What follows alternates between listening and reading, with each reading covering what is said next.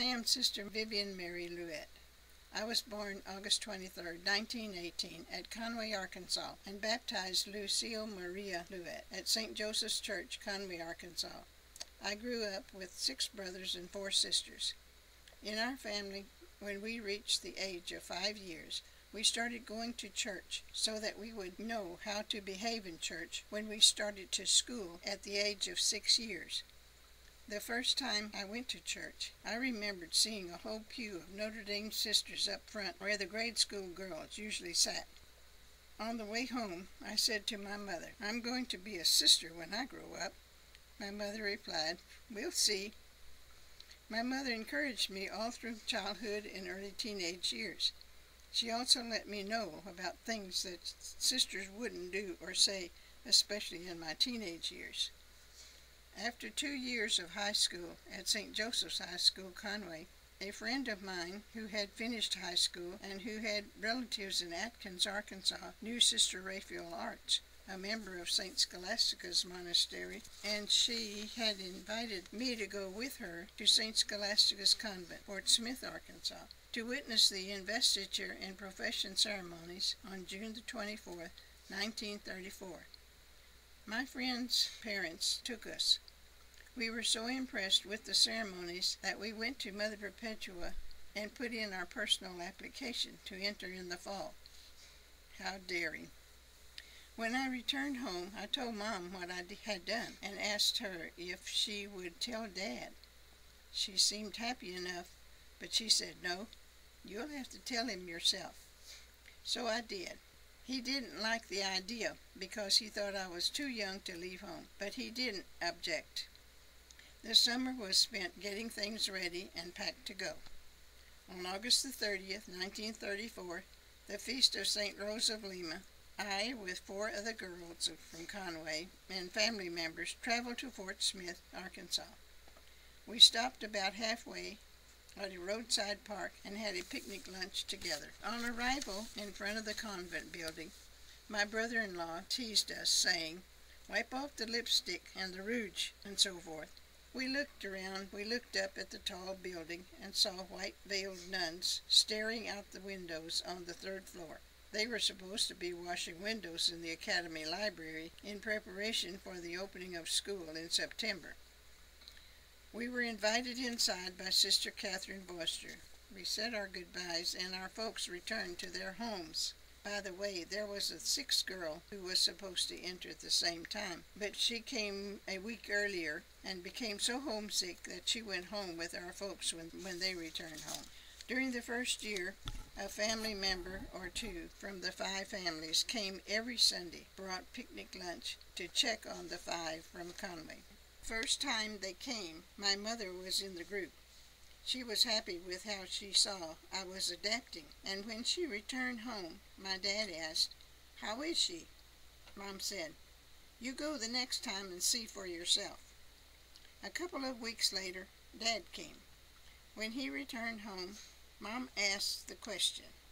He said, "She's okay. She's happy. I think she'll be all right." The first year as postulant, I went to school with the Academy girls. I was invested as a novice on June the 24th, 1935. The next 2 years were novitiate years.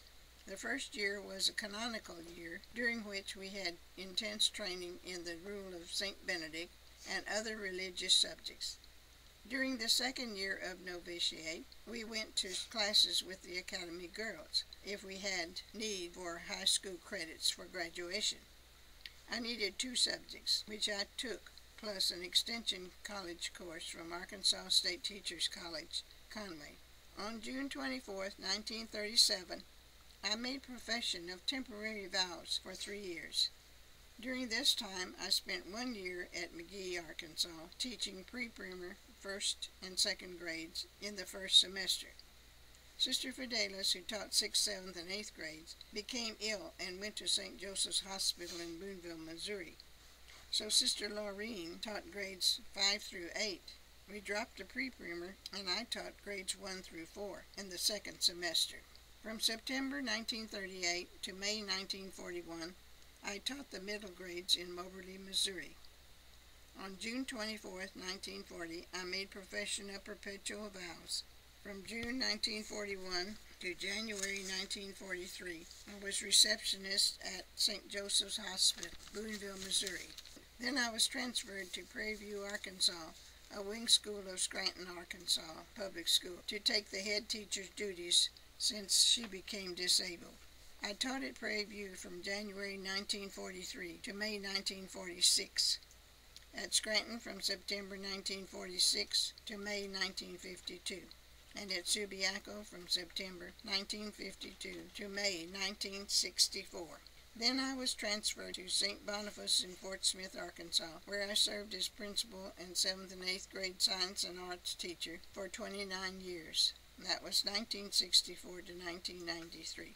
The last year that I was missioned at St. Boniface, there was no one to live with me there, so I lived at St. Scholastica's Monastery and commuted to St. Boniface. While on the way home on April 23, 1993, I had an accident, and that ended my educational career.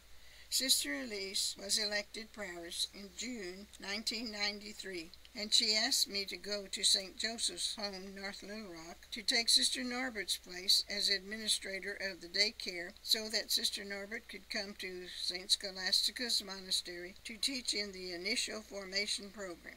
I went to St. Joseph's Home in August 1993.